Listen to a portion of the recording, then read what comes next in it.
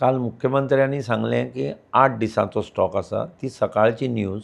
पूण काल एक बोट आयिल्ली, तातूंत परत जितले प्रॉडक्ट आयलो तातूंत आमकां 15 दिसांचो सद्या स्टॉक आसा, बफर स्टॉक.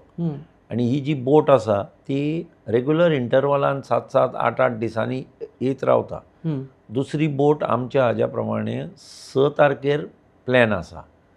6 तारखेर परत आनीक येतलो बल्क. म्हणटकच तो आयलो काय परत आमी.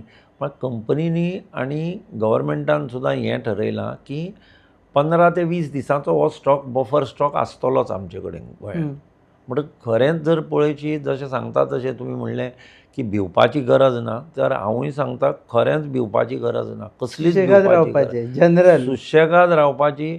तुमी बेश्टे भरून दवरतात.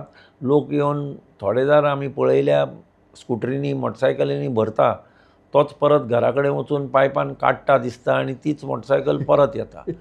कित्याक तो परत 2 कॅन घरा कडेन भरून दवरता. फुडें आनी मेळत ना मेळत. म्हजी तांकां विनंती की अशें करूं नाका. कित्याक पेट्रोल, डिझल मेळटलें आनी तुमी जंय खंय हें स्टोर करून दवरता तें फाल्यां हॅजार्डस, कितें दुसऱ्यो परिणाम जावंक शकता.